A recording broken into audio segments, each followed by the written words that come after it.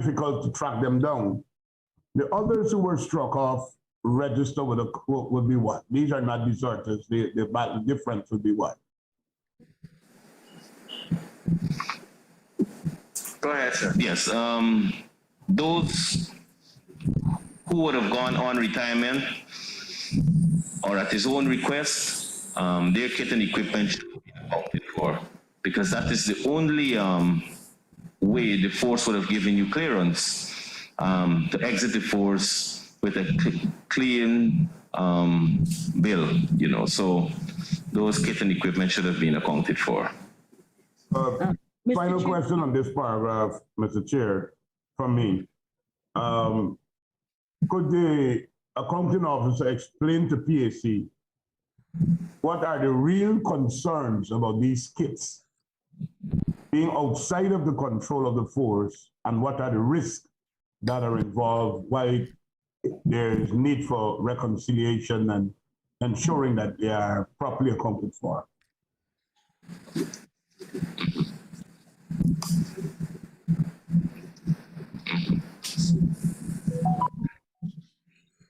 Please, sir. Go ahead.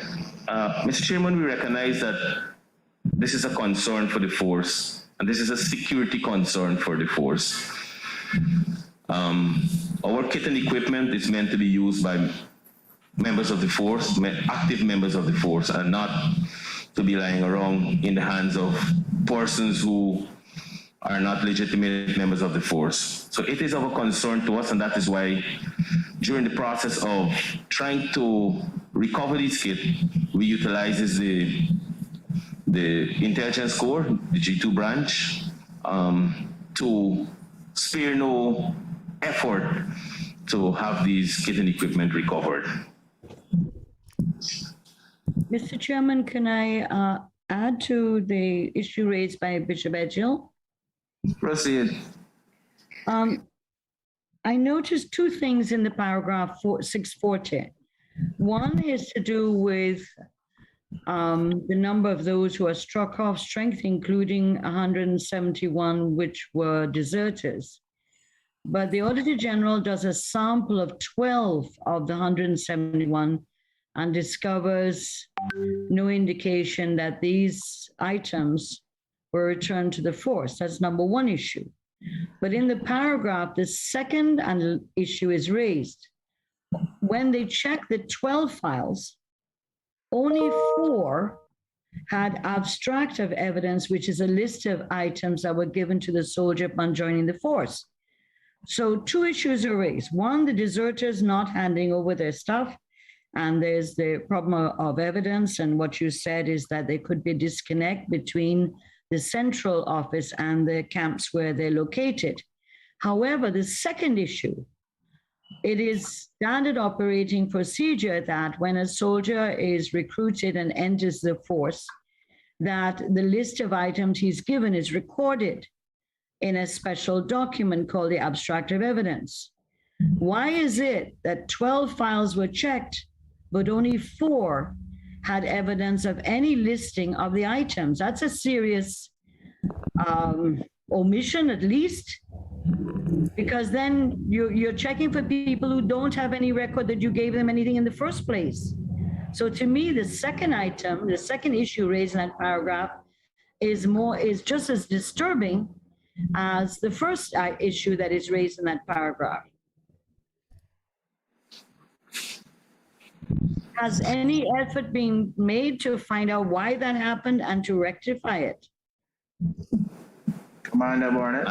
Mr. Chairman, I'm not sure if we're, I think the abstract of evidence, in my knowledge, and I'll ask any other members of the team to chime in here, I don't think that will capture kit that was issued to the soldiers. We have what we call the H1157 form, which indicates the free initial issue of that that the soldier receives on entering the force.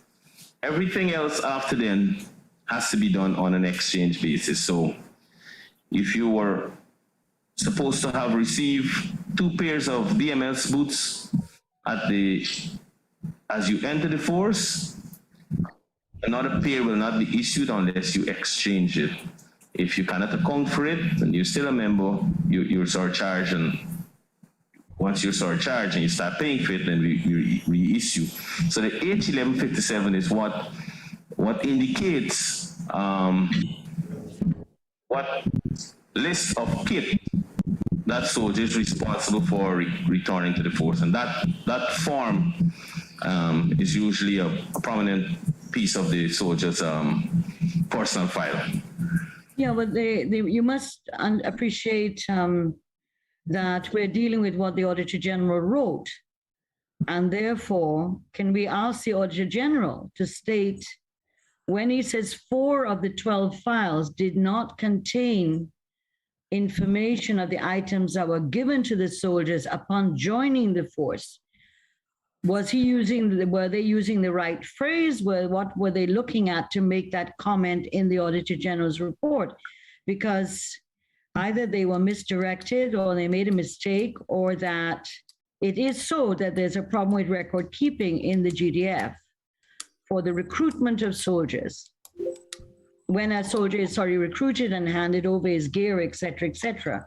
So your written response doesn't answer that issue. You don't correct the Auditor General, and the Auditor General's report is what we're using. So can the Auditor General advise us, is this a mistake in the Auditor General's report, or is it what they found, that the 4 of the 12 files did not have any information of what kit was handed over when the soldiers joined the force, whether it's the right name or not? AG? Through the chair, I have a list of the 12 names and the abstract of evidence we saw in 4 cases. So I don't understand why, if in 4 cases you have that and all the details, why you wouldn't have it in the others. So I think what the GDF need to do is to ensure that these information, if they have a subsidiary records that they have, given to the staff at the time of audit.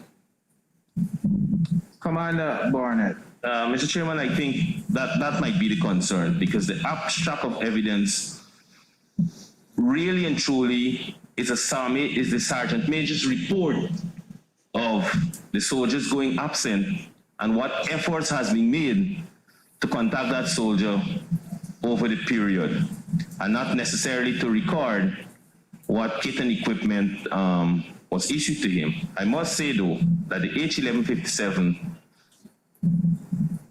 should have been, if needed by the auditors, should have been handed over. I think there might have been a mix-up, but the abstract of evidence would not include kit and equipment. But upon entering the force and the items in this kit, all of that are recorded on a specialized form that goes into each individual soldier's personal file. Yes, sir. Of which is signed that they have been in receipt of these items. Yes. So that in itself confirms that they were in receipt of it, even if they go AWOL. Yes, sir. But my question is, though, after they would have gone AWOL, I mean, 171 soldiers is a whole lot. Has the force come to a conclusion with the reasons why these guys actually left the force? Is it that they were grossly indisciplined, they can't stand the disciplined nature of the forces? Or what are some of the conclusions you would have come up with that contributed to some of them going AWOL? Well, without any major study being done, I think the force has concluded that there are a number of reasons why soldiers go absent. The main one is failing to wanted to comply to military order and discipline. Some soldiers see greener pasture, and they may not be in a position, they may still be on the contracted period. Maybe it's within the first 3 years. So if you ask to leave, you may be asked to compensate the force for monies spent on you within that period. Some people may want to migrate and have a short period to go. All of these reasons we have we have found. Good. That leads to my second question. Now, the force does an investigation for soldiers who gone AWOL to find about their whereabouts, find out about their whereabouts. Now, if it is assumed that they were seeking greener pastures or employment elsewhere, or desirous of migrating, it requires them using two major important documents: national ID card and passport. Is there an interlinking agency with the GDF and the Ghana Police Force, as well as GRA? Because these guys they gotta go and get a driver's license or what stuff. And upon using these two important documents, or three with driver's license, then the force would be in a position to garner more information, which will help with ascertaining these individuals' whereabouts. Because for you to get a police clearance to leave the country, you gotta use your birth certificate, you gotta use the national ID card. So upon ascertaining these information, then if there was indeed an interlinking agencies and the police is made aware that you are looking for these individuals, then there could be a sharing of information. Has that route ever been undertaken as a means to get information about AWOL soldiers? Mr. Chairman, you've asked or you've made an excellent point, and I only could have said what I said just now because we have been able to corroborate these information. So in a number of cases, soldiers leave the GDF for greener pastures. He ends up at the company say, we would like a reference from your former job. He turns up, he's court-martialed by the GDF, and in some of the cases, that would be the explanation given. I get a better job, and that's the reason. So once you go AWOL in excess of 21 days, you're considered a deserter, and the only means to prosecute usually is by court-martial, and I'll ask if I'm being correct here and I am not making any missteps, say by the legal officer. Yes, Colonel, you're being absolutely correct. Can you speak into the mic, madam? Yes, are you hearing me? Yes. Yes, we're telling the Colonel HQ that he's being correct as relates to the disciplinary action by court-martial for the AWOL or deserted soldiers. Thank you. And just to add, Mr. Chairman, we do have an interlink between the immigration. Even if I try to leave the country tomorrow and I don't have an approved pass from the GDF signed by the head of the intelligence corps, I am turned back by immigration. If you went to renew your passport and it was initially said that you're a soldier, the GDF either has, and you want to change it to civilian status, you want to say that you're no longer a soldier, you have to get a release from the GDF saying, no, he's no longer a soldier. Take your, this discharge book or card to show that you're no longer. If not, immigration will not renew your passport in any other status other than a soldier. So there is an interlink. We do share information with the police, and in a number of cases, that is how we've been able to capture some of these deserters. So of the 171 deserters, how many was the GDF able to bring to book in a sense, and to have them hand over whatever they have, any documents, etc., or property of the GDF? How, of the 171 in 2017, how many were you successfully using the methods you've described, being able to, as I said, bring to book? Mr. Chairman, Yes, Proceed, sir. I don't have that information with me right now, but I can make that information available. If I can do a follow-up to the honorable member's question. So I'm recognizing in 2018, there wasn't a reoccurrence of such. Was it different that you would have done? I'm not The sure. Army has much greener pastures now then?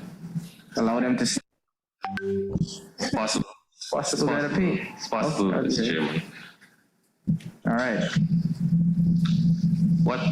What the leadership of the force has done, though, I know that in the past we have recognized 2017 and even beyond the large number of soldiers who were going absent, and there were some intervention at defense headquarters level and at the imploring upon commanding officers to have regular sessions and seek to have intervention at that level. Welfare, we have expanded our welfare department and try to look at better quality of life issues and so the welfare department train qualified welfare officers. We have welfare officers who are attached to every single unit or subunit across the force, and they have been bringing to the leadership issues that needed to be looked at, and maybe with the expansion of that department, just maybe that could have been of help. The expansion entailed the hiring of more women in the welfare department. We have hired qualified welfare officers, which included women. Most of them. As I believe it's more women than men. So women are good for leadership, solving problems. Madam the Chair? Yeah, I think- of course, I would not dispute that whatsoever. But in 2018, although you said you didn't have more deserters, that you did have persons who were struck off the payroll, who were overpaid, and you were not successful in getting back a lot of the money. So you still have overpayment issues, which are part of the, what do you call, when people are taken off the payroll. So you still have that issue. Paragraph you're referring to, Madam the Chair. In 2018, you have, 756, where employees who were struck off the payroll during the year were overpaid, and efforts to get them back, et cetera, et cetera. So of the money, so you still have overpayment. So there are overpayments that crop up as usual in every year. Some go back many years. So that whilst you may have less deserters, you still have the issue of overpayment, or not overpayment, but people are struck off payroll who in fact owed money to the GDF, either by advances or whatever.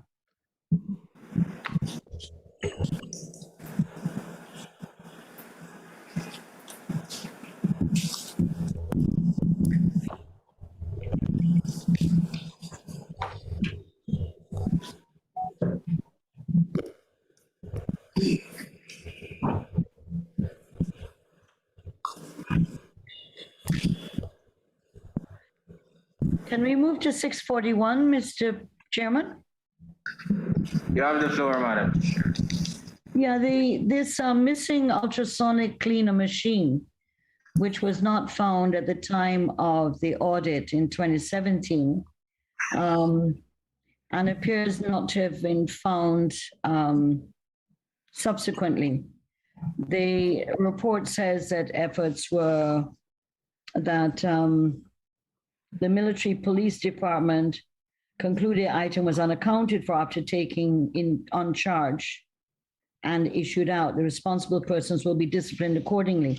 Can I ask, therefore, was the military police able to identify who were the persons who were responsible for the disappearance of this piece of equipment, and what disciplinary action has been taken against them? Are they still in the force? Proceed. Mr. Chairman, the military department, like the honorable member said, did conduct an investigation. The investigation made some recommendations which the force intend to follow. What we've not been able to ascertain exactly is who may have removed the piece of equipment. However, the person who is responsible, who has responsibility for the department, who had custodial rights of that piece of equipment, is meant to replace it. We are in the process of procuring the item. It is not an item that can be sourced locally, and we are in the process of having that item replaced in the very, very near future.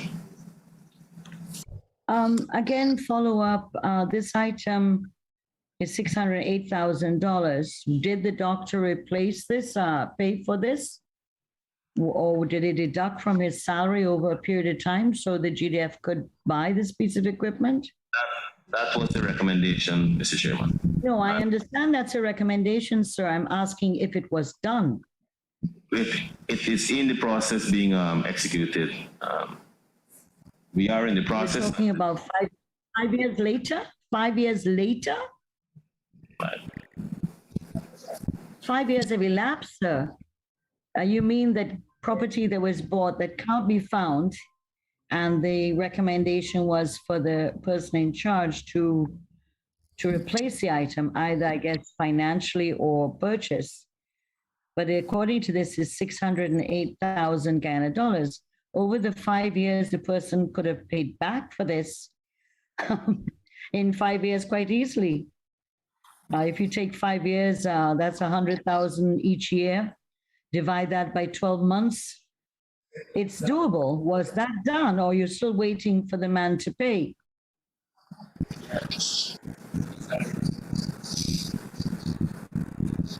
So, Comrade, Commander Barnett, has there been a payment plan presently being undertaken to recoup this money? The intention is to have him purchase the equipment and replace it. And from all indications, from everything that I've had, because we are working with him in helping him to procure the item and making sure that it is replaced. So that is the method. We didn't ask him to come in, get into a payment plan, because the intent is to have him. Is it safe to purchase it. conclude that the item will be procured before the year concludes? Long before the year concludes. I think the item will be procured. We can provide evidence of the procurement of the item before this month concludes. Well, we'll ask the So clerk do to. you mean that the dental clinic which purchased this item had no use of one for 5 years, and maybe it's not necessary to buy it? It was purchased for the medical department, and I assume from the notes, it says the dental clinic. I don't know. So for 5 years, there was none in the department, and therefore, why are you buying one now? You obviously don't need it. Well, we want to. If you could wait for 5 years for it to be replaced, then maybe it doesn't need it. Well, we're happy that it's being replaced, even if they need it or not. There's accountability. So before the end of the month, you said it's going to be purchased. Yes. So Mr. we'll Chairman. ask the I want to, Mr. Chairman, I want to record that this is totally unsatisfactory, that 5 years have gone by, and this has not been addressed by the GDF. It's unsatisfactory. Whether in 2022, this will be resolved, that's fine. Yeah, but your statement is not accurate. Based on the commander's response, it is being addressed, and before the month concludes, the item will be replaced. And the clerk will write you, sir, for a follow-up. Yes. Member Siraj, you have the floor. Thank you, Mr. Chair. Based on the report provided by the accountant, Which paragraph, sir? same paragraph 641. Could members mute their mic when they are not given the floor? Thank you. Go ahead, sir. 641, the amount of $608,000 was for the purchase of this machine, ultrasonic cleaner machine, and accessories. I got it from the write-up that the cost for this missing piece of equipment is just $238,000 and not the full amount of 608. So why bring this to your attention, Mr. Chairman, and that of the attention of the accounting office is that the amount of $238,000 can be recovered in a shorter period of time than 608,000. And I note the officer commitment to get this done quickly. So I'm saying that based on the amount, it's not beyond the means to get it done in the shortest possible period of time. Mr. Chairman, prices change every day. I think the safest way to go is to have the piece of equipment replaced rather than to, because we may ask the officer to give us back a certain amount, and when we try to use that same amount of money to actually purchase it, it might be different. So I thought it would have been better to have it replaced rather than to have the money paid in.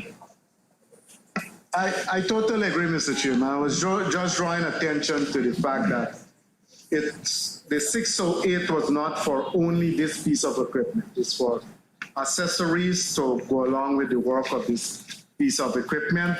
And this is coming out from the report that was provided by the accounting officer.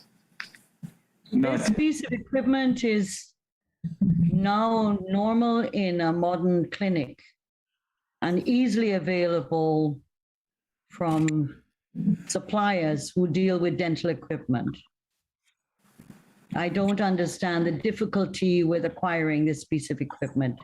Any clinic in Guyana, private clinic, would have this because it is used normally, almost daily, with persons. So I don't understand this comment about it being difficult to acquire. It's not.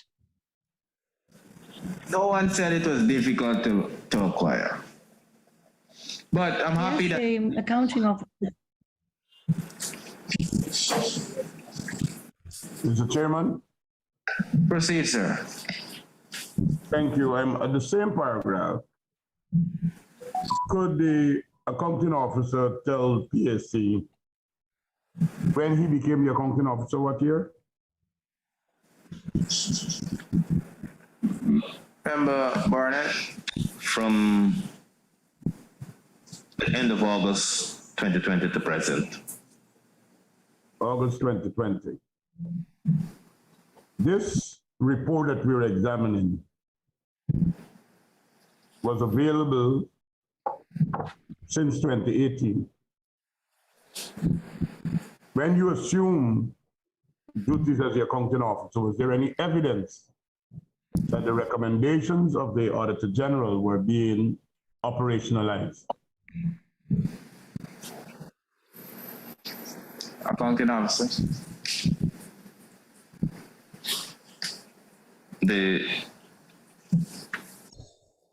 Could you rephrase your question, Member Edgell? Mr. Chair, I don't understand why it needs rephrasing, but I can make it clearer.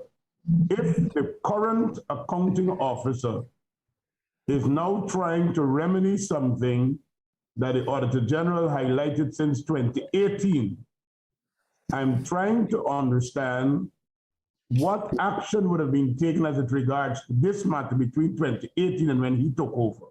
Was there any record that action was being taken and why it wasn't completed? Why are we dealing with this so many years after? but Mr. Chairman. Go ahead, sir.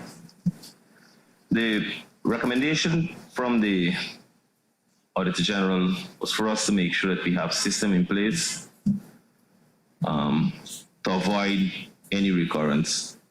We have, I believe, put systems in place to avoid any lapses in the future, regular accountability checks, audit checks to make sure, and additional oversight from commanding officers and officer commanding. But the question is still not answered. Is there any record that shows that the military during the period of 2018 September, when this report would have been made public and available, so when you took over in August 2020, that efforts were being made to get this particular person who was held culpable to buy back the machine, pay for the machine, and all the rest of it.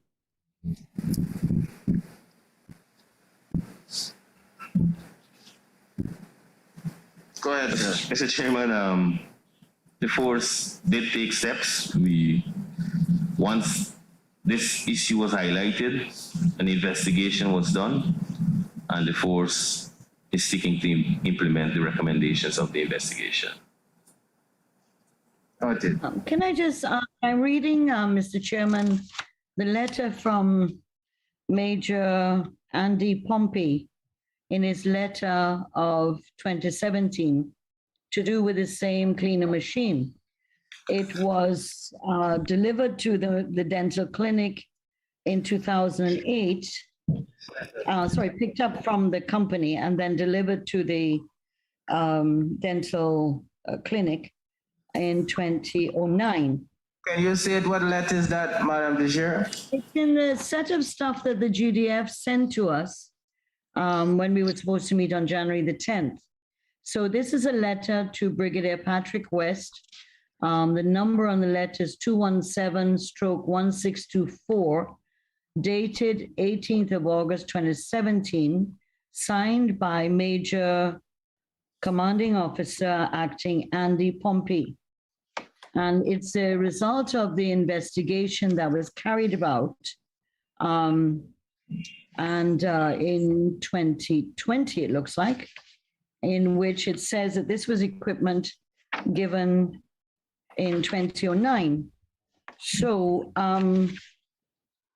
there was an investigation held, but this is equipment that was given since 2009, which is a little bit funny because the Auditor General's report says that this is expenditure for this in 2017. So I don't understand that part. Was this equipment purchased but not paid for until 2017? And secondly, is this a large piece of equipment that is difficult to move out of Kampayengana? Or is it something you could fit in the, a small piece of equipment that could fit in a car and not be noticed being taken out of Kampayengana? Proceed, sir. It's, Mr. Chairman, it's a small piece of equipment, about maybe 2 feet by 1 foot.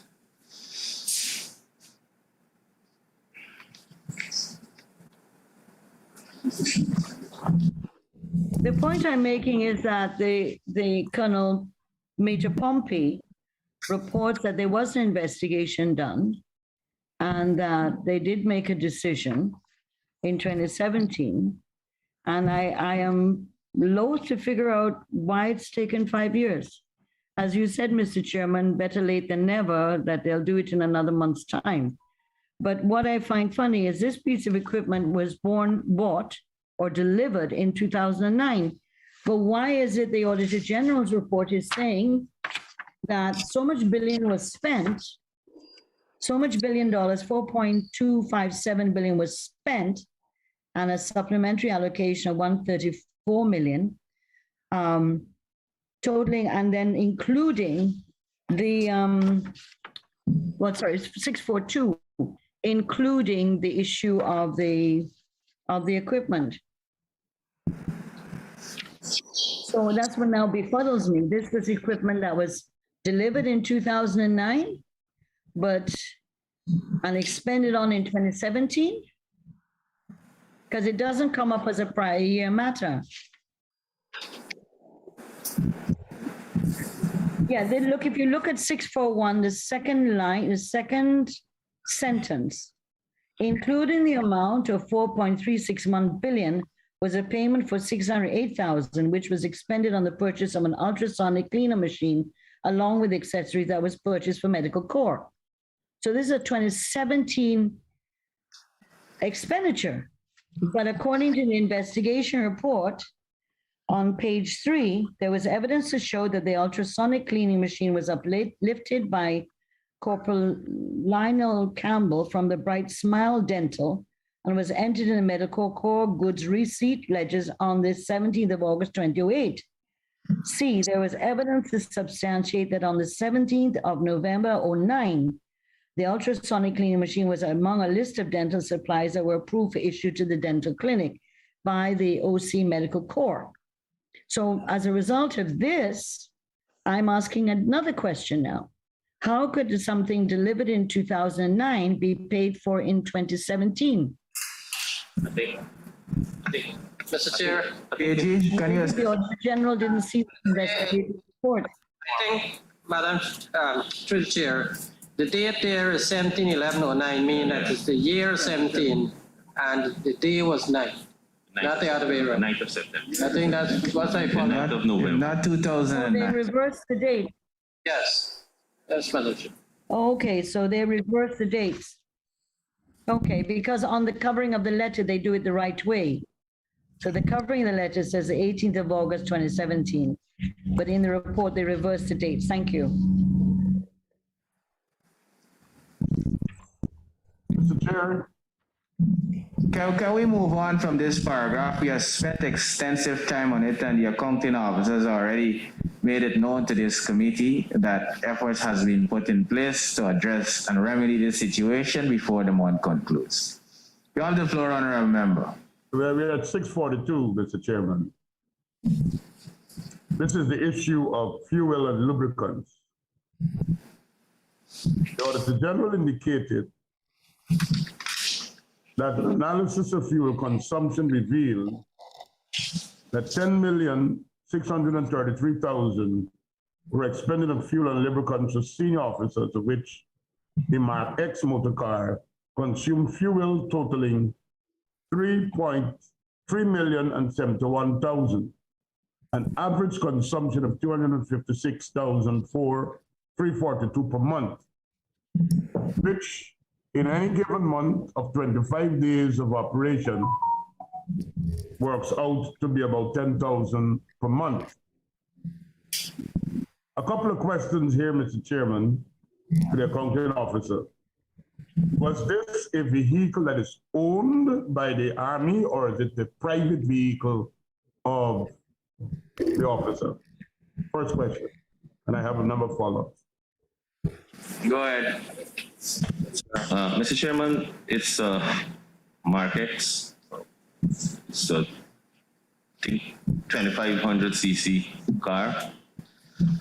It was already in the force for a number of years. Oh, the car is owned by the GDF. It is owned by the GDF. It was assigned to a very senior officer who was holding an external appointment, and this car was meant to take care of his administrative duties for his family and his professional responsibilities. He, at the time, was the head of the Defense Secretariat, and from all accounts, the fuel was accounted for, but there was excessive use of the vehicle, which obviously saw excessive use of fuel. At the time, we were concerned, but when we do the in-depth investigation and interview the senior colonel, who is now deceased, he accounted for the excessive use of the vehicle. And you are satisfied that his explanation via your investigation? I am satisfied. Good. What we found also is that the driver, and I think that this is what caught the attention of the auditors, the driver was not accounting for every single move from point A to point B, the logbook. So he would book out, and he would book out his forest journey, and there would be several moves throughout the day, or several moves before he comes back to farm base, whether it's at GDF or at the secretariat where he's working. And he may only account for one journey, which really in between, there's several other moves between that move. That is what we found. So it is some negligence on the part of the driver to account for every single journey. We've since held several seminars with drivers and have been enforcing the full accountability of every move of the vehicle, so you can match it back to the use of fuel.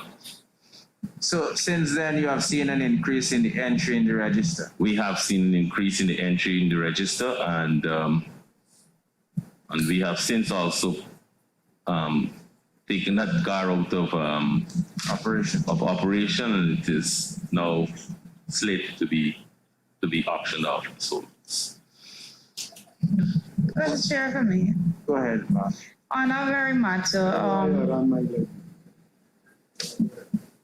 thank you, sir.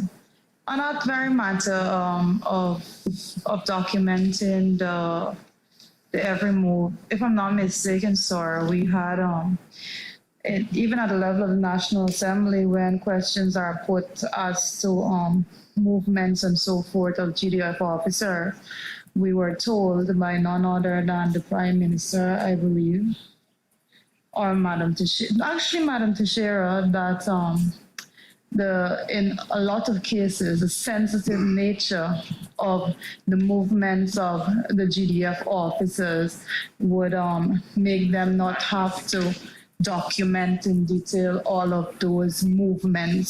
So I just want national security. A breach of national security, if I'm to remember, sir. So I just wanted to just be clear if at this level also, if we're going to acknowledge that sensitive matters and movements also plays a key role, and what we probably can ask is how do they deal with that?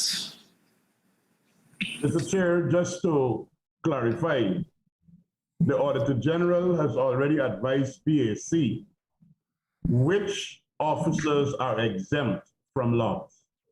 That was already done, and I made the Auditor General remind us. Notwithstanding the issue of national security, because we had to deal with this before, but the Auditor General indicated which officers are exempt. Could you please remind us?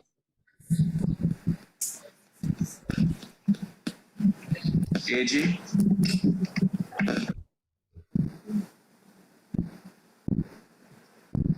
Mr. Chair, Section 29 of the Stores Regulations says that logbooks in the Form 17 shall be maintained for all motor vehicles, plant and machinery and equipment, except motor vehicles assigned to ministers or government holder constitutional offices and person of similar status. Unless the person was so designated to be of similar status, we would not give that exemption. Right. So based on the storage regulation, we examined it, the fuel consumption was high, and it was checked the special investigation report. There was a lot of running use of the vehicle, which I would not call it.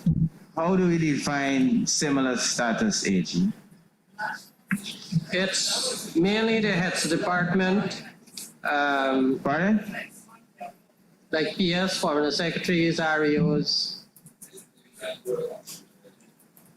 Well, Mr. Chair, if I may come in here, this issue of the movement of lack of logbooks came up in the examination of the 2015 or 2016, we just will want to conclude 2016.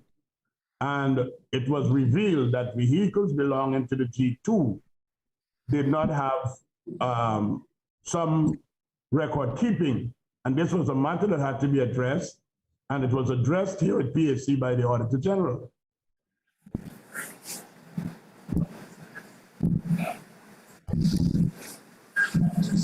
Go ahead. Mr. Chair, indeed, this matter was raised in 2016. It was raised during the examination of the 2016 accounts, and we have since implemented the recommendation, and even the chief of staff vehicle at this time is using a logbook and is available for examination and audit. Since last year, we've implemented that. Even all the G2 branch vehicles, everyone, there's no vehicle in the force that is exempted now from logbooks and the examination of logbooks. So we have implemented that since last year. Appreciate that information. Mr. Siraj, you have the floor.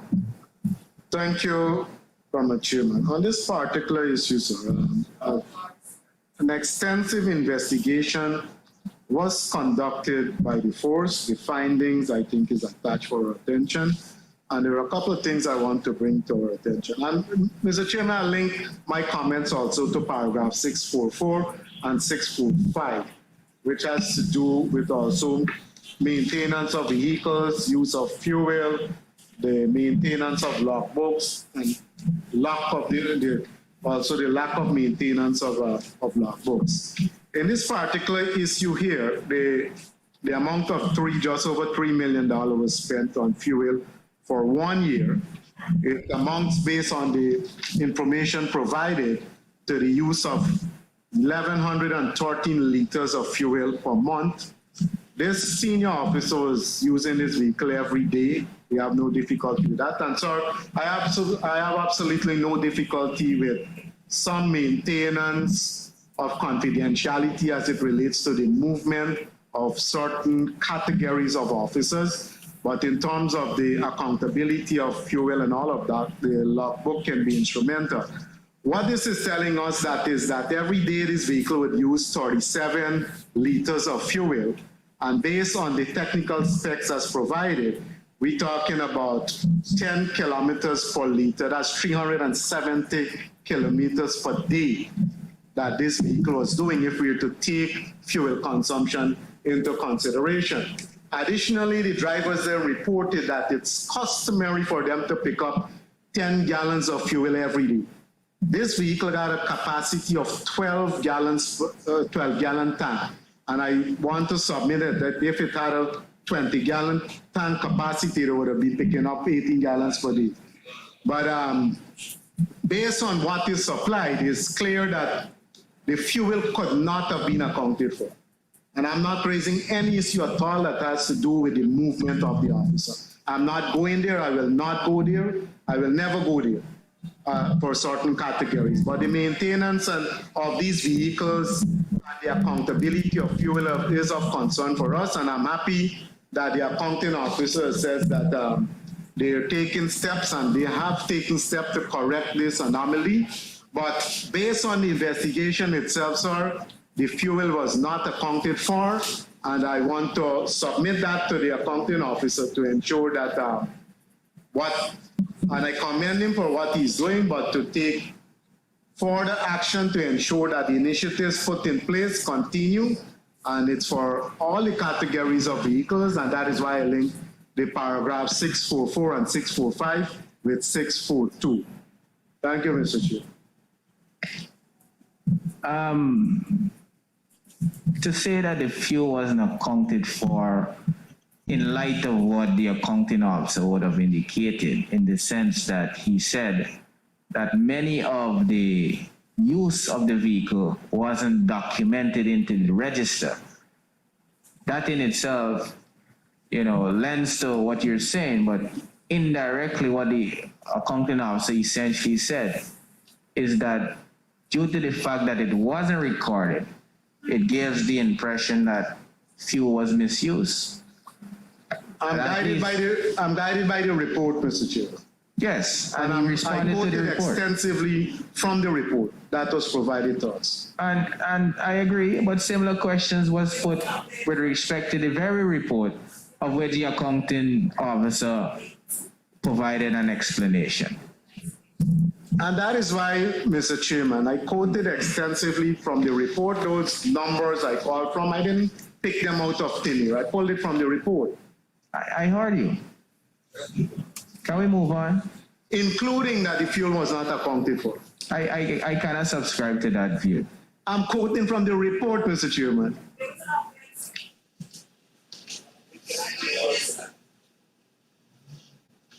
Can we move on, sir, members? Are we moving off the paragraph or we continue to examine the paragraph, Mr. Chairman? Next paragraph. Mr. Chair, but we haven't completed this paragraph. I hear my colleague. There is a report, perhaps it's not in front of you, but I would ask that you look as part of the responses that came from the GDF. There's a report into the ultrasound machine. Proceed in asking your question, sir. Yeah, but I'm saying there's a report that is in front of us, and my colleague quoted from the report, saying what the report says, and the chair disagrees with that. So, Agreed. My disagreement was premised on the accounting officer's response to what the report was claiming.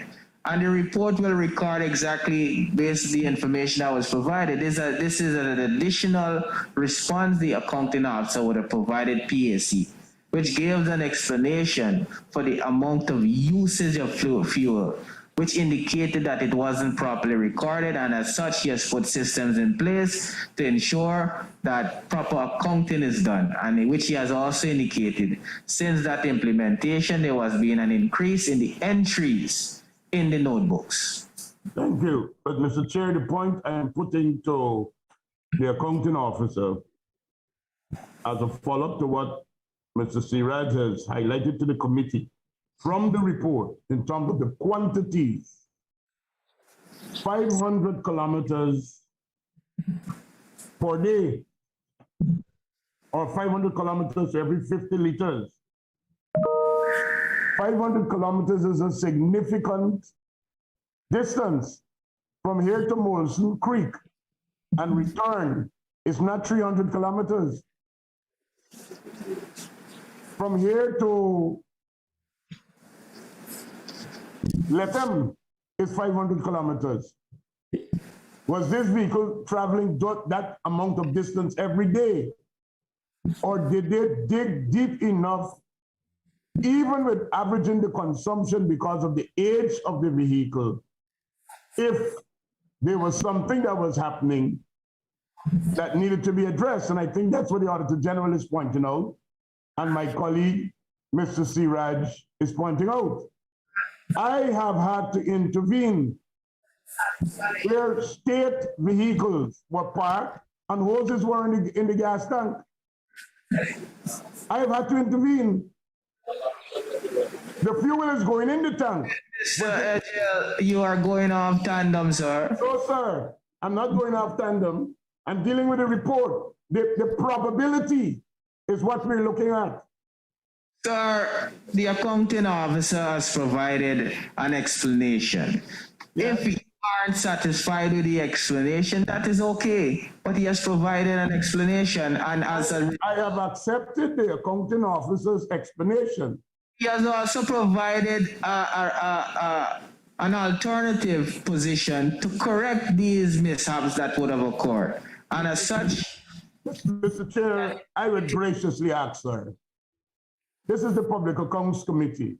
sir, you got to stick to the agenda. You are going off. We are examining a 2017 report. And I would strongly suggest, sir, that in order to correct something, you have to know what went wrong. You can't correct something if you don't acknowledge something went wrong. We know the vehicle was old. We know the vehicle had a large engine, 2500 to 2900 cc. It probably was not maintained, but based upon the GDF's report, which is submitted as part of their response, we have to dig deeper. I rest my case. Go ahead, Commander. Just like to add that after this query came to bear, Defense Headquarters has taken a position that no vehicle will be issued with more than 3 or 5 gallons of fuel daily, unless special authorization is given. So the actual admin vehicles, 3 gallons, vehicles that do a little bit more, 5 gallons, and anything outside of that has to be approved by Defense Headquarters. Thank you. I would advise accounting officer in your explanation of the measures that would have been put in place to remedy those things to be in full. If that was provided, we wouldn't have this lengthy discussion on this issue. Thank you very much.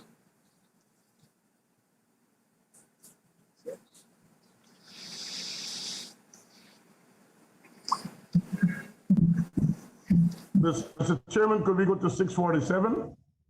You have the floor. So we have the situation where the sum of 109 million was allocated for the construction of barracks at Infantry Battalion, Camp Stevenson, and Agriculture Corps, Garden of Eden.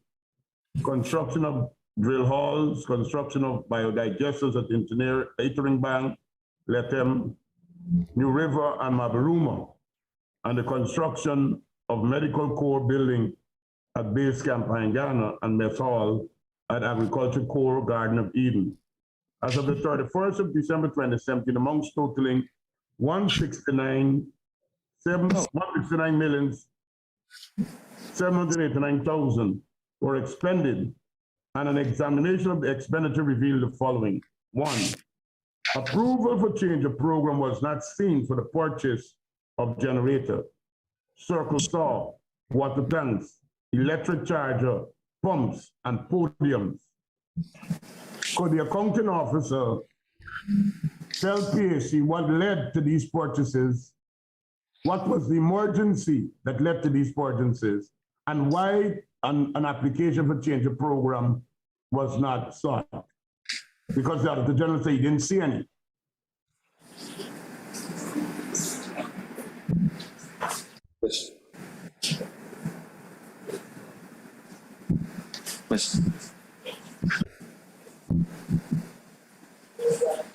Go ahead, Mr. Chairman, I will start with the second part of the question.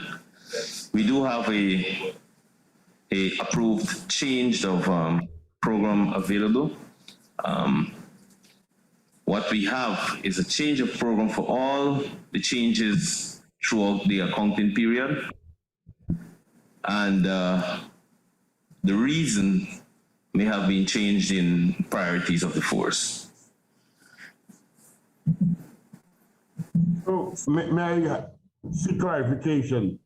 There was a change of program that was a general change of program, and not specific to these capital items, but it was not given to the Auditor General. AG? Mr. Chair, this is subsequently given to speak to us, the change of program. Could we get a date of that change of program authorization?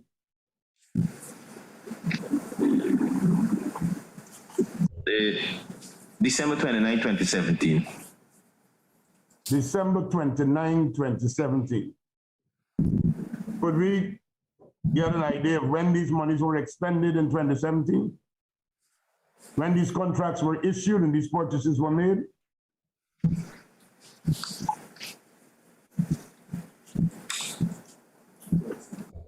Mr. Chairman, all of the monies were expended on or before the 31st of December 2017. Exact breakdown I will have to subsequently provide today.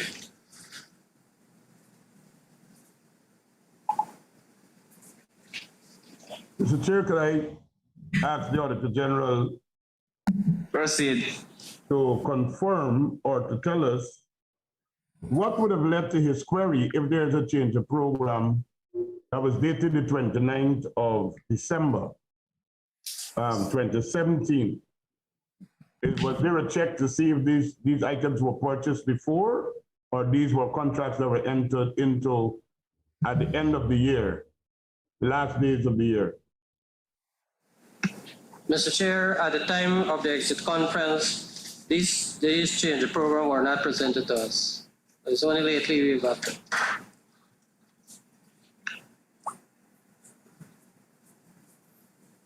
Now, at paragraph B of the 647, a number of projects which were budgeted for were not executed for 2017, and they were not rebudgeted for in 2018. Commander, that simply meant that you went to the appropriations hearing, asking for money for specific things. You did not do it in 2017, you changed to do other things, but why were they not budgeted for in 2018? Were they no longer priorities, or they were struck off the priority list? They were no longer high on our priority list in 2018.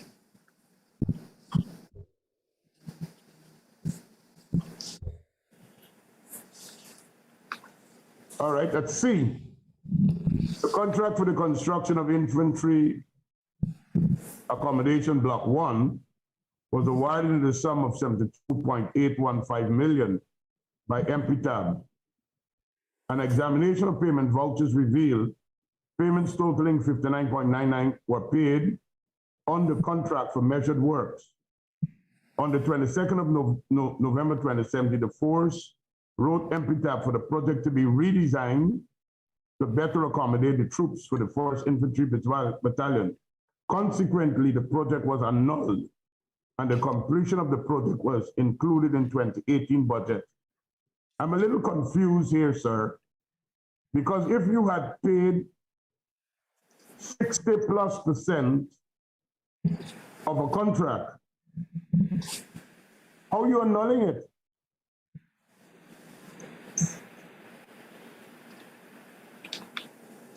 Go ahead, sir. Mr. Chair, if you permit, I will give some general comments, and if you permit, I will ask the engineers to add some additional details. Go ahead. Two things happened. One, we recognize that the building was not the best design.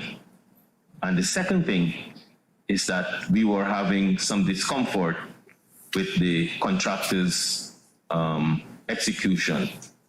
So two things were of concern. One, the design of the building, and the second, the performance of the contractor. That prompted the actions thereafter. If you permit, Mr. Chairman, I'll just ask the engineer who's present here, Mr. Amaran, to give us some additional details on how we went about executing this process. Before I give him the floor, let me recognize the Chief of Staff, Brigadier Bess, who was gracious to this person. Go ahead, sir. Thank you, Mr. Chair. Thank you, Commander Burnett. So the project initially was catered for in multiple phases. The first phase being the building was supposed to be a U-shaped. And the first phase would have led to the casting of the foundation, which is the substructure and partial superstructure, of which the money allocated would have done that. A decision was taken to change the scope to form rectangular buildings based on different companies of the GDF infantry, different troops. So the building was then extended in length and width, and the foundation was done for the bigger design and columns and first floor, and that would have concluded the first phase, which is $60 million of the 1st Infantry accommodation. So, Mr. Chair, what we had was a variation of the project.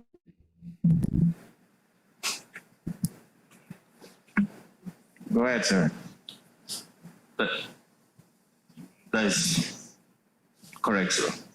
All right. So if we had a variation, we executed 59.9 or 60 million as the engineer called it, $60 million in work. If the project was annulled, it means it is no longer continuing. Or was it that the contractor who was doing the work was terminated? Was it a termination of the contract or the project was annulled? The contractor was terminated, but there was a continuation of the project. So the project was not annulled. Yes, sir. Technically, the project was not annulled. If the project is annulled, it cannot be financed. That's correct, sir. It was not annulled. Okay. Just thank you, sir. So could I have an Mr. update Chairman, about the status of this project? Is it now completed? Fully completed, Mr. Chairman, and soldiers are enjoying the comfort of the new backroom accommodation. So based upon the variation, could you tell us the cost to complete it?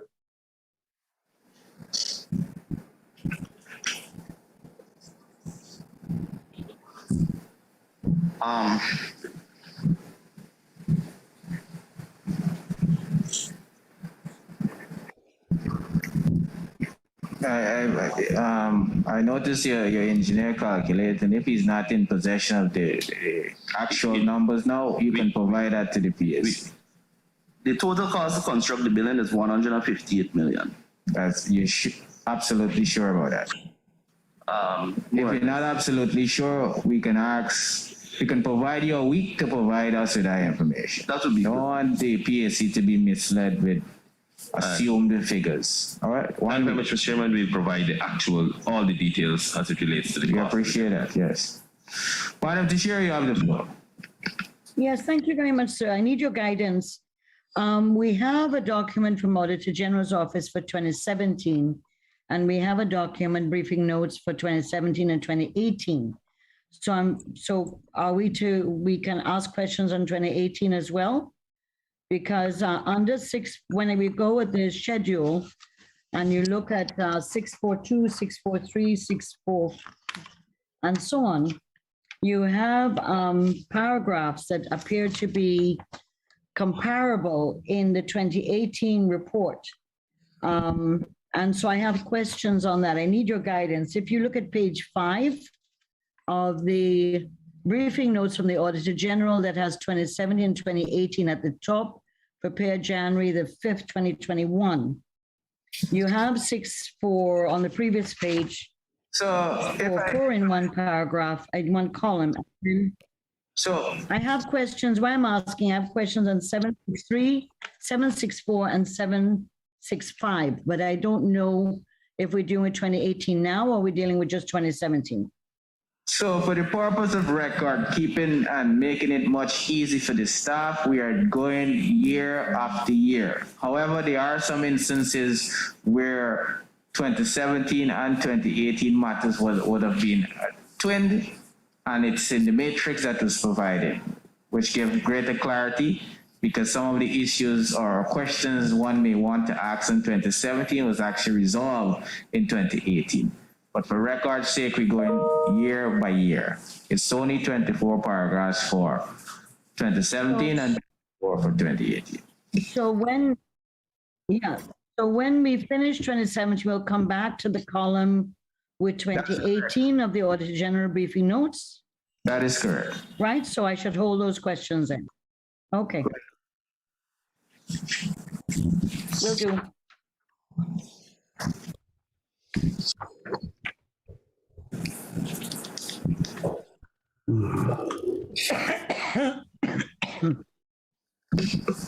Sorry.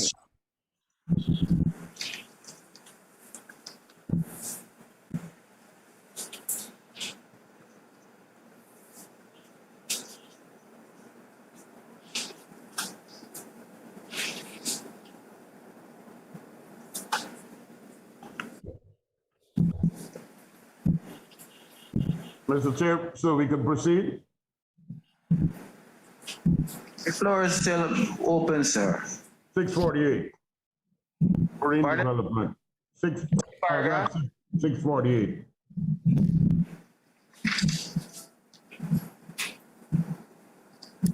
Mr. Chair, let me first of all indicate that I am pleased that the commanding officer repeatedly has brought to the attention of PAC the corrective actions that are in place for the better management of funds within the force. So that is something that is pleasant to the ear. But could he explain what really transpired here in 648? Paragraph 648. 100 million was allocated for the construction of a base at New Amsterdam, purchase of boats, fuel, browser, laboratory equipment, and provision for slipway and workshop. According to the appropriation account, amount totaling 99.99, which is the entire 100 million, were expended. Included in this amount is a contract which was awarded by MPTAB on the 13th of October 2017 for the procurement of laboratory equipment, the sum of 8.458 million. The agreement was signed on the 1st of November 2017. An examination of the payment voucher revealed that the full amount was paid to the supplier on the 5th of December 2017. However, the contract agreement did not include provision for performance security or a contract period for delivery of equipment. At the time of reporting, the items were not delivered. So here we have a situation where we're buying something, we paid in full for it, no security bonds are in place or performance bonds are in place. The items are not delivered, but all the money is expended. How did this happen? Basically, what we did here is that we give to the contractor an involuntary loan. And could we know when these items were actually delivered?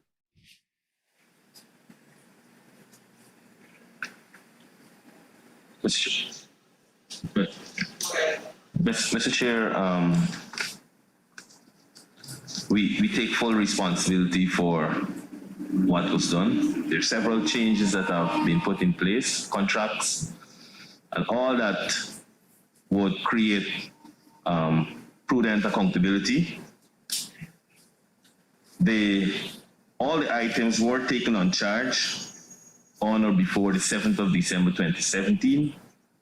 These vouchers have since been verified by the external auditors, the Auditor General's Office.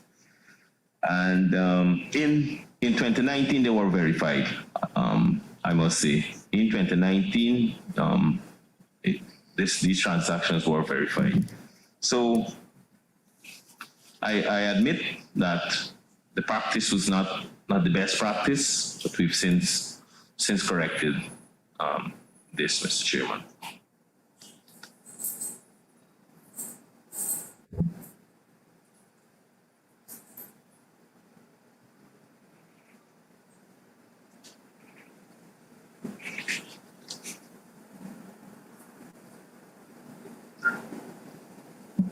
Mr. Chairman, Proceed. if I go to 651, which would be falling on from some, excuse me, information which is provided at 650. The Auditor General indicated at the time when he did his physical verification, which was on the 29th of August 2018, the GDF prepared, certified, and paid the contractor a total of 17.83 million for works which had not yet commenced on site. valuation number 1 was grossly inflated to reflect the works under the contract were in an advanced stage of completion, resulting in the contractor receiving a total of 32.351 million, or 61% of the contract sum at the time of physical verification. Here again, money is being paid and the work is not in progress. I would be happy to hear from the commanding officer, apart from the steps that are taken to ensure this doesn't happen, because he's given us the assurance that there's been almost like a total overhaul of contract management, administration, and the rest of it, which is commendable. What action was taken against those who facilitated this?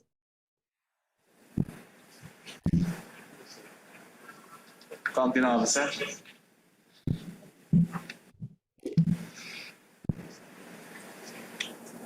Mr. Chairman, not to regurgitate what was said earlier, but say that the engineering unit, the engineering battalion of the Ghana Defense Force and the project execution unit are a work in progress, and I should say an evolving department unit. We have made mistakes in the past. We have since improved. These mistakes are not acceptable. And I don't think that at this time, that the engineering corps or the project execution unit of the Ghana Defense Force will make such mistakes. Both officers who manage this project are no longer with the force. They were removed from the engineering battalion at the time, and they both have one AWOL and one has decided to move on from the Ghana Defense Force. Mr. Chair, if you may, I thank the commanding officer for his explanation. But Mr. Chairman, you were part of the last PAC when the issue of the engineering corps and contract management came up. I think it was the Honorable Member Walla Lawrence at that time who strongly expressed a continuing trend, because this was something that was happening continually in the period. Just to say that I'm looking forward, that having knowledge of what transpired before, that this brings an end to this kind of an approach. Thank you. What I'm not clear about, Mr. Chairman, is when these projects roll over, or in some cases, does the GDF get permission from the NPTAB? I think it's NPTAB or FS. I'm not sure which one now. I can't remember. To get permission to allow them to roll over the project. So they made a first payment, and the project isn't concluded. And do they get permission to roll over so they can legitimately pay for works done in the following year from what they had budgeted? Because it doesn't, the Auditor General statement doesn't advise us on that, whether these were approved by. Chair. Yes. Chair, that approval is granted by the Finance Secretary. So what would usually happen?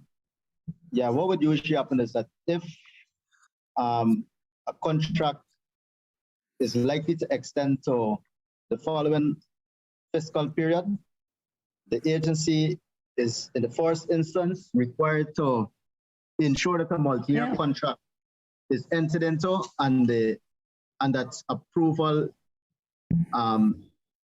is obtained from the Finance Secretary for that to be done. Right. So that's the normal procedure. Well, then my question is correct.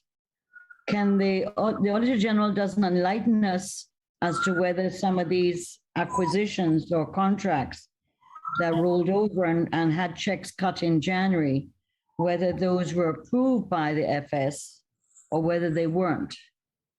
Were these multi-year contracts or not? And were they approved? AG?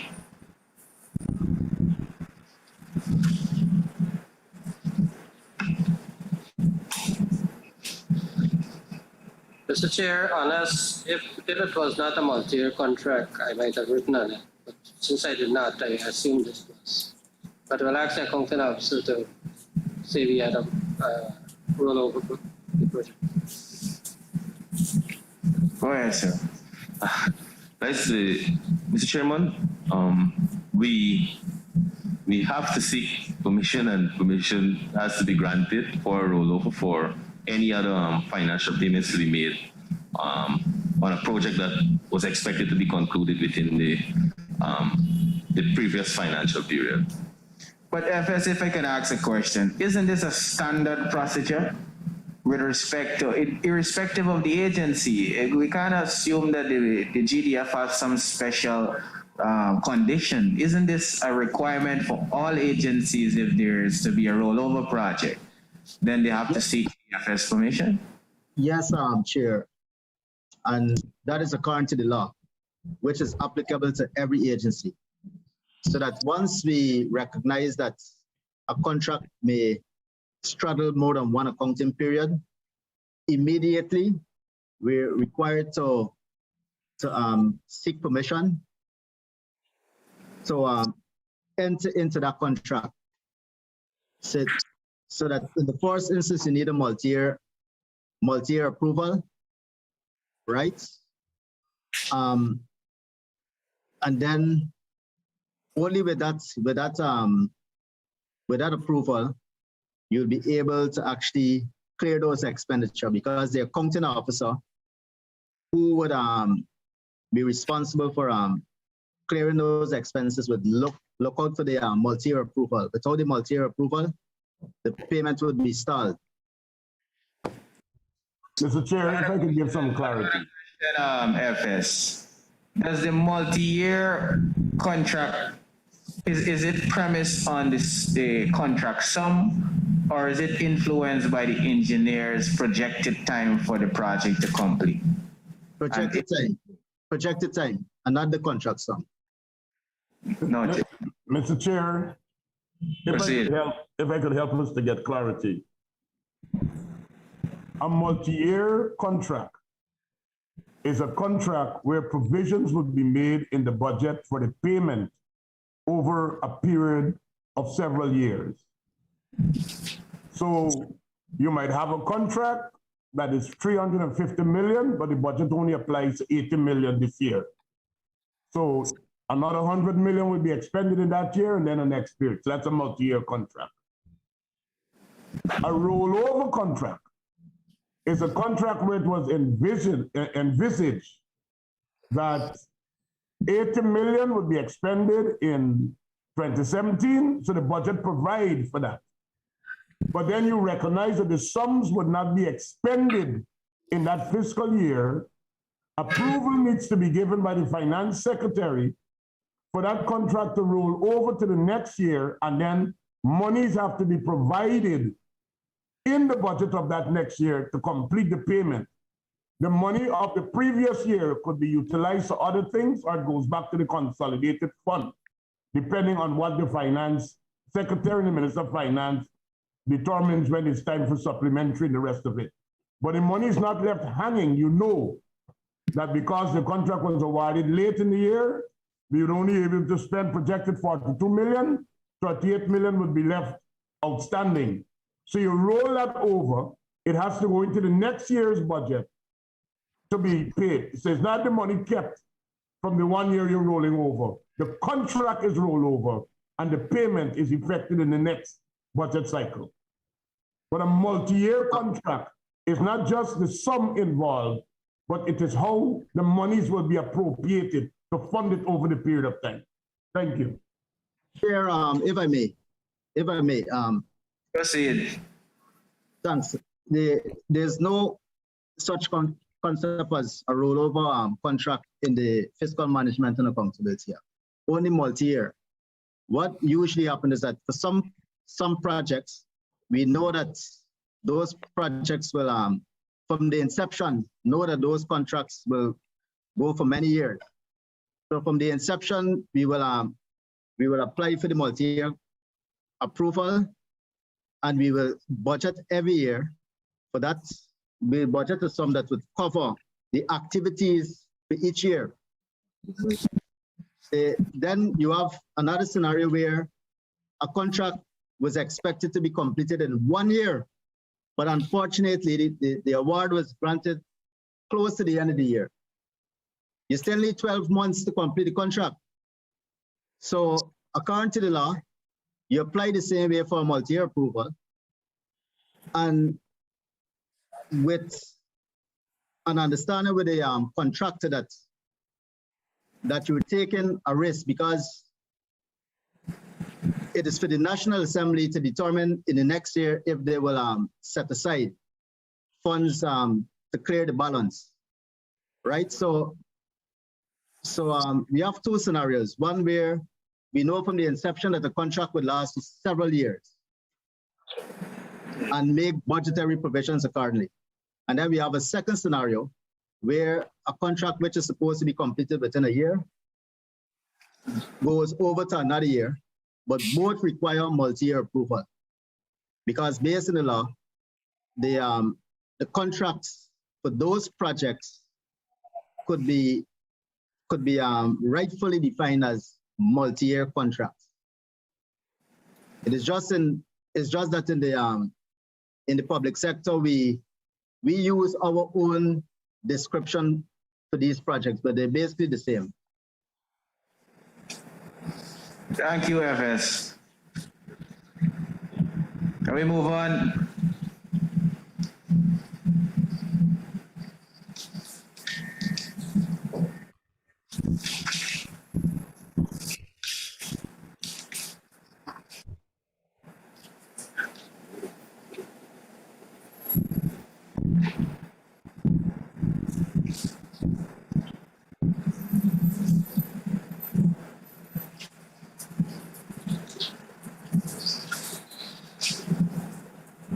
Mr. Chair, You have the floor, member. 652. This is to do with the purchase of a Stallion 4x4 truck trooper carrier. And I'm simply responding, of course, they made an advance payment and the balance was paid on delivery. And they held a check for 19.42. So I'm simply, and of course, the check became still dated. So I'm simply asking what is the status of this procurement? The truck was delivered.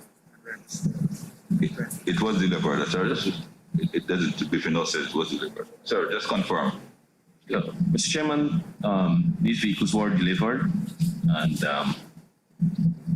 I think the registration were provided as evidence. And they presently they're still being utilized by the force.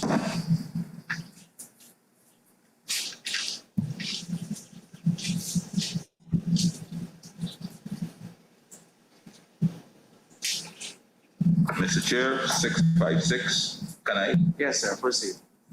Sir, I am looking for the 656 update on this matter. Go ahead.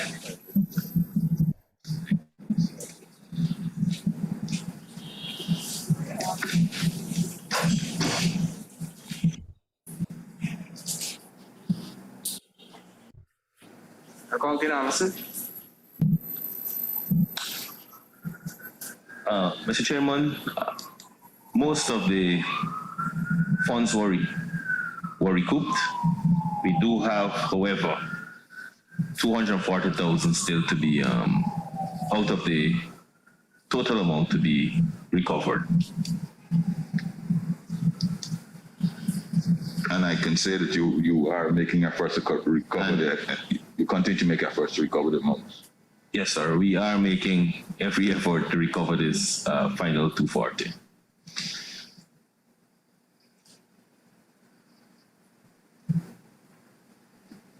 Mr. Chair, just a follow-up on the same paragraph, 656.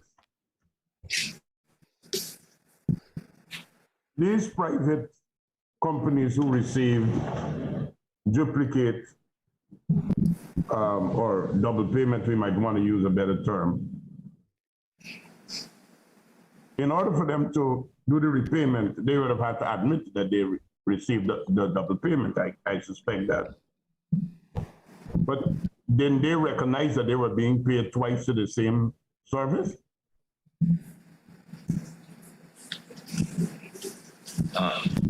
Mr. Chairman, I'm not sure what was the bind of the contractor. However, once we provided the evidence, they started to make effort to repay the sums overpaid to them. Good. Well, I'm happy that the accounting officer brought that out, but the follow-on to this, somebody within the finance department had to prepare for these payments. And if there was an oversight that you're paying twice to the same thing, and checks are cut or finances uplifted by individuals, the first thing I would want to ask, let me don't cross myself, were these check transactions or were these cash transactions? Mr. Chairman, check transactions. They were all check transactions. So they're easily traceable that they're going to a particular supplier because there's a paper trail of a check transaction. If the Auditor General had not flagged this as an issue, this would have gone unnoticed by the Army. But that would mean that the AG hasn't been doing his work too. The AG does sampling, sir. A very good one too. Right? But if this had gone... It wasn't, so we don't let me deal on hypothetical. But I'm asking a question, Mr. Chair. Sir, but that question in itself answers itself. No, I'm asking a follow-up question, and I'd be happy if I am allowed to. Proceed. What was the internal system that was in place at 2017 that was breached? Somebody had to prepare according to the regulations, somebody had to approve or certify, and there's a process. Could you tell us what was the process and how was this allowed to happen undetected by the Army until it was flagged by the Auditor General? What was the breakdown? What happened? Proceed, sir. Sir, I would only want to attach this to human error. And, you know, the GDF, like any other government agencies, any other government agency does multiple transactions sometimes with one contractor at the same time. It is very likely that mistakes can be made.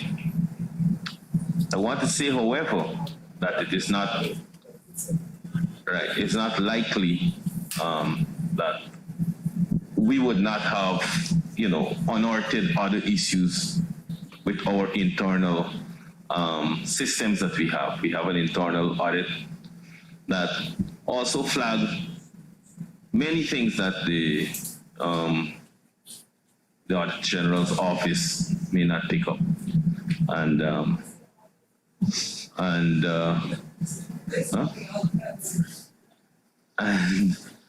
And we have improved even on our internal systems. We have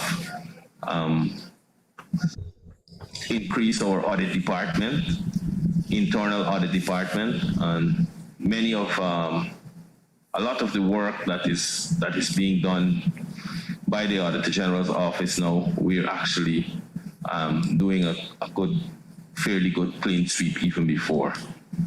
Question. And I think the external auditors can attest to this, that we have been consulting with them on issues that we pick up and how they can be resolved and the best way to resolve them. The finance department at the GDF, is there also a staff from the Ministry of Finance attached to that department, like in the regions, for example? No, but we have a sub-treasury in the house in Kampangana. Noted. Mr. Chair, if I may follow on, at 657, similar duplicate payment, but the Auditor General is saying he examined the invoices, and it's the examination of the invoices that revealed that the 6 contractors were overpaid.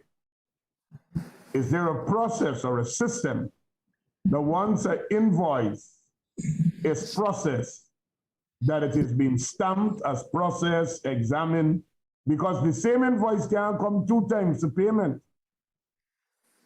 Because the only way you could end up with 2 payments is if the invoice appears twice. And if after you process the invoice, you stamp it, it can't come back in a second time. What was the breach here? Were these invoices being stamped as processed?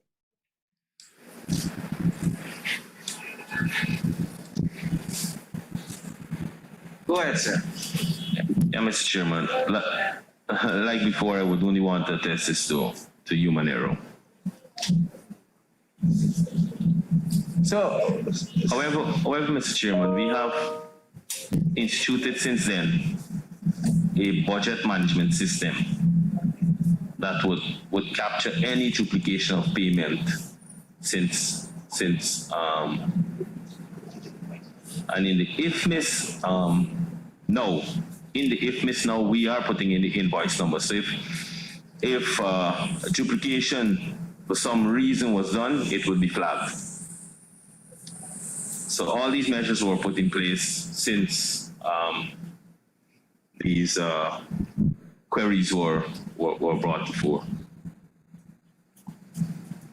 Thank you.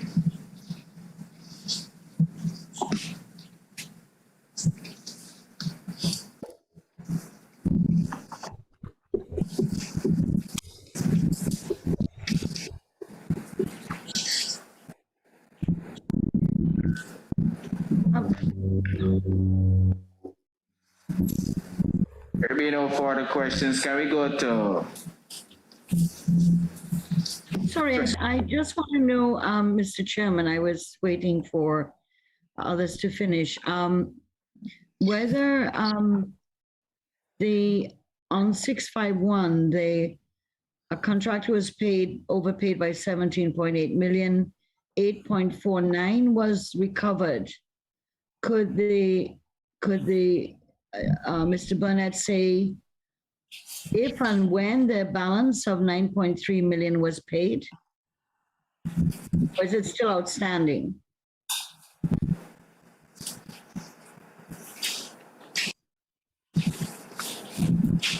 Go ahead, sir. Mr. Chairman, the balance has not been paid. We have since taken legal steps to recover the balance. Did you say when these legal steps were taken? I have, Mr. Chairman, if you permit, I'll just ask the legal officer to. Yes. Go ahead, Mark. Yes, good afternoon again, Mr. Chairman. Initially, the contractor was written to in, it would have been February 2019. um, indicating to him that the amount was outstanding and that he should return same. He has not since. Hello? Yes, hello? This is Kristen Decider calling from NCN News, Trinity Lab. I can't speak. I'm in Public Accounts Committee. We are live streaming. Mike, Madam Teixeira. Sorry, Ms. Yes, proceed. Yes, as I was saying, in 2019, the contractor was written to, indicated to him the amount that was outstanding and that he should return same. He has not made any efforts to return any to the force. Steps were since taken through the Attorney General to have legal action instituted against him. Is this contractor still bidding for contracts with the GDF? No, sir. Okay. As a matter of fact, I would say that he would probably be one of our blacklisted contractors.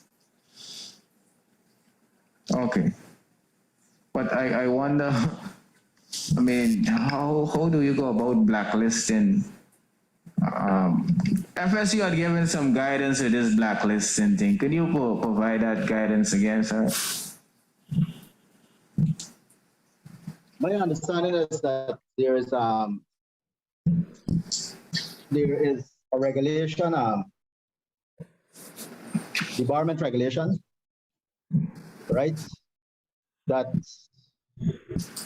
sets out the rules that should be followed when you're when you're interested in debarring a contractor for various reasons. One of which is non-performance. To be for corruption and issues. But for non-performance, the debarment regulation allow the procuring entity, any public spirited person, to apply to the Public Procurement Commission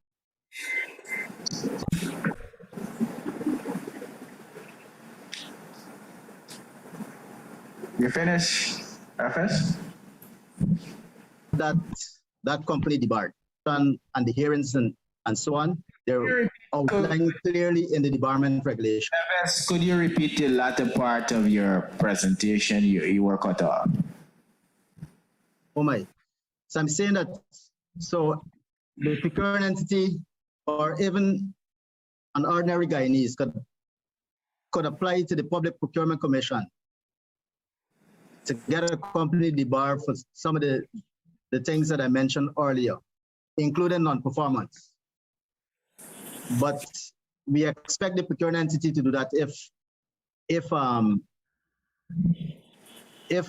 contractor failed to deliver on the contract, for the procuring entity to lead that effort, so that other procuring entities would not be burdened with the same contractor and the same set of excuses. So the debarment regulation sets out the procedures for debarring any contractor for non-performance and other and for committing other offenses. Thank you, sir. Yes, can we go to 2018? We have 23 paragraphs of consideration. I had initially said 24, but in actual fact it is 23. 756, I put 756 to 776.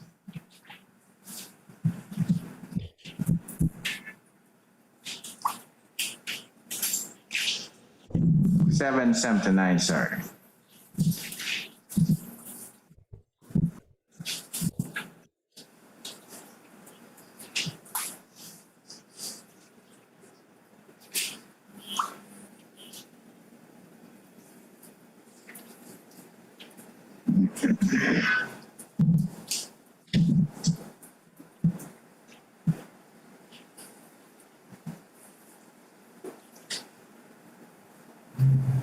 Mr. Chair, could I go to 757? You have the floor, honorable member.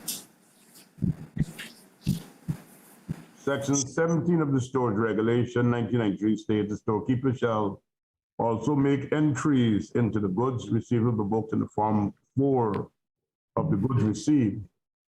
An examination of a sample of 36 payment vouchers for goods purchased by the force reveal that items totaling 9.6 million as shown in the table below were not entered in the goods received book.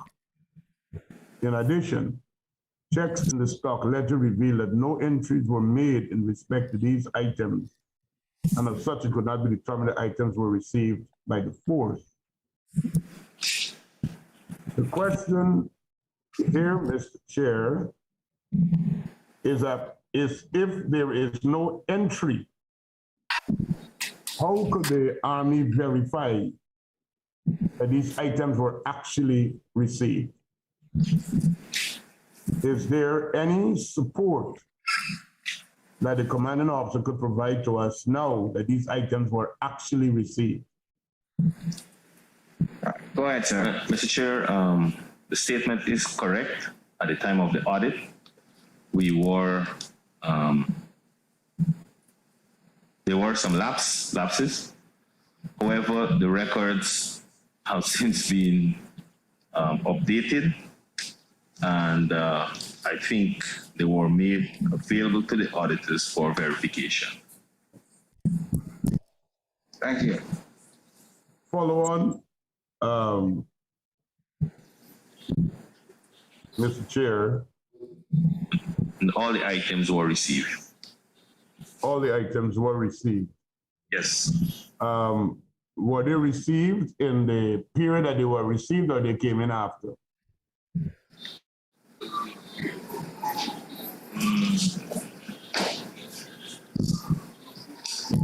They were received within the same year.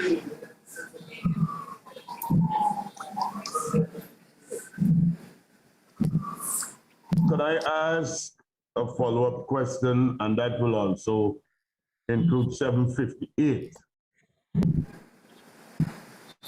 Are all of the officers who are hired and service your stores, are they adequately trained and educated on the storage regulations? Go ahead, sir. We have about 3 layers of store personnel, and the basic entry person working in the store should at least have what we refer to in our training as a grade 3 store person, man or woman. That prepares them with the basic knowledge to manage, enter stuff in the stores, and then you have a grade 2 and a grade 1. All right, and follow up, Mr. Chair. He isn't finished, honorable member. Proceed. Oh, sorry. It is meant to have that kind of supervision and management of items coming to the stores and being issued and managed properly.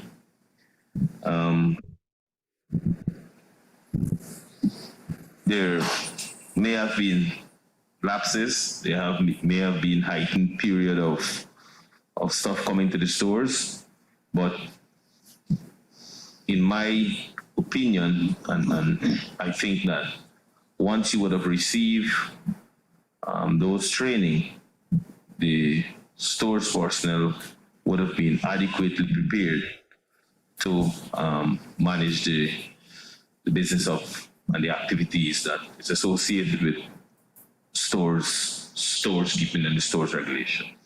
But won't you agree, Conklin officer, that a lot of the issues with agencies emanates out of poor management of the facilities in the stores?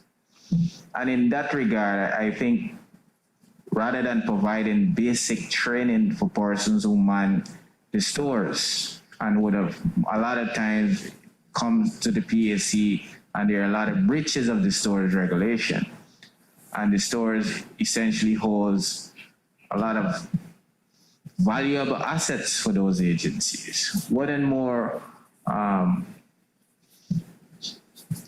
better training rather should be put to the individuals who are charged with that responsibility of manning the stores, especially at one of the country's most important agency, the Guyana Defense Force, where a lot of firearms and dangerous weapons, so to speak, are at your disposal. And in that regard, one would hold the view that more qualified and well-trained personnel should be in charge of that particular facility where the nation's most dangerous assets are likely to be housed, rather than having an individual basic training. Mr. Chairman, you're 100% correct. You're correct, and that is the reason we've added the layers that I spoke to earlier. In the past, a sergeant or a staff sergeant would have been responsible for a particular store.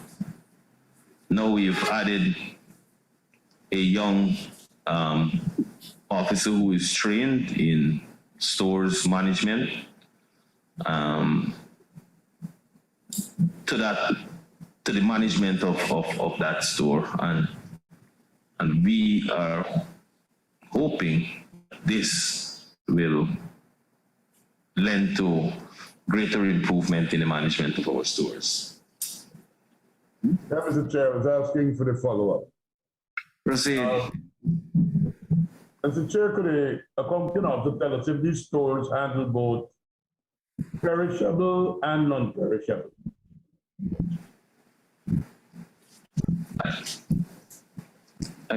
Could you repeat, sir?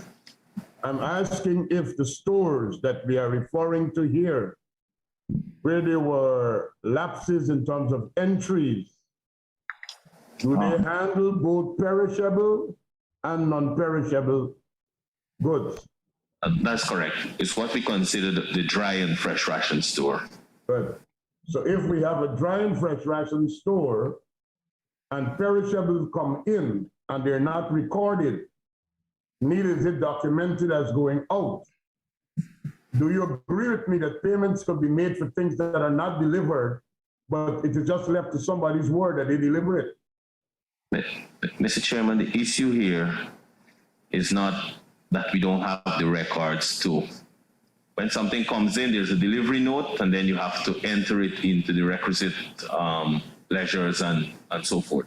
That is where the lapse was. The bin cards were not updated, and the goods were not entered into the goods received book. However, the delivery notes to indicate that the items were received were available is the records were not updated, which is where the issue was. Mr. Chairman, yes. With your permission, the chief of staff is asking if he can leave. Yes, some other matters, and PSC has no objection to that.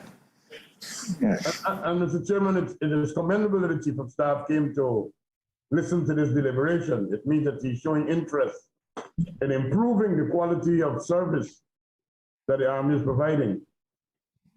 Well, we're happy about that too. Sure. You have a good day, sir. Yeah.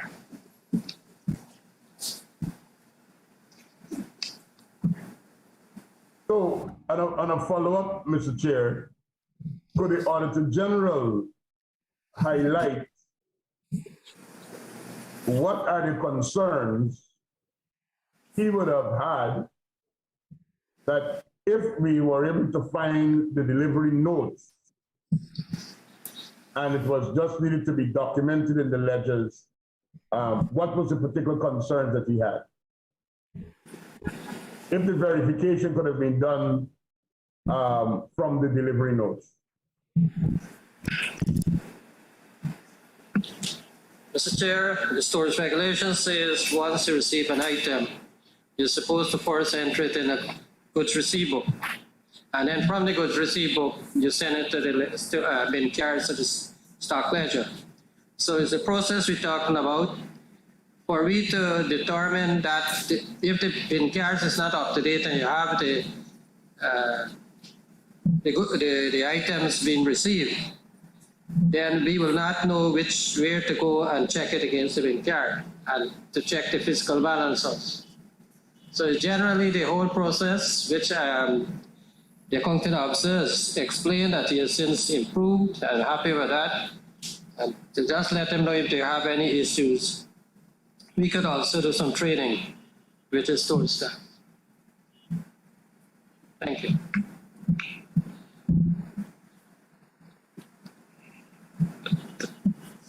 Thank you very much, AG. I'll take you up on the offer and definitely include a module in our grades 1, 2, and 3 courses, both at the ordinance course and the finance course, please. Thank you very much.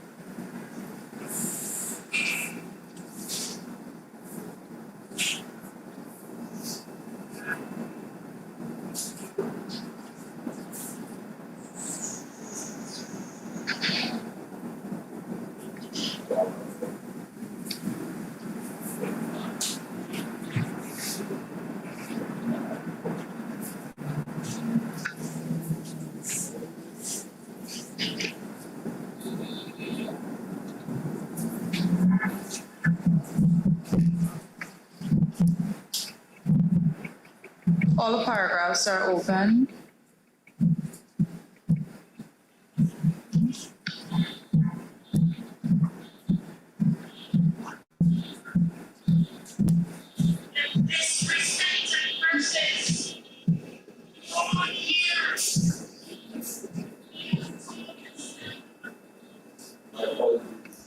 I'll ask members to kindly mute their phones.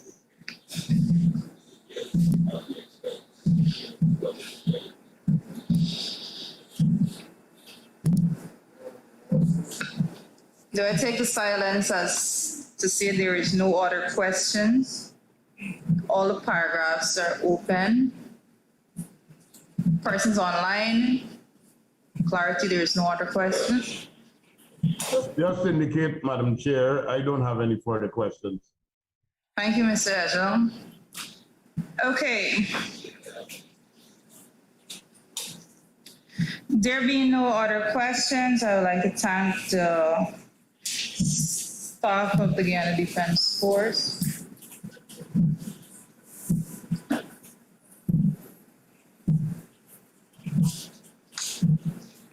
I'd like to thank the Guyana Defense Force for being here with us. I would like to ask also that the timeline is established for the responses that are to be sent in. 25 copies are to be sent in hard copy and also a soft copy, sir. Is 2 weeks going to be adequate time for you to send those in? Yes, Madam 2 weeks, that's going to bring us to the 31st of January. That date is committed? That date is committed. Okay, thank you, sir. Thank you, team. Do have a good day. Thank you very much, and same to you, ma'am.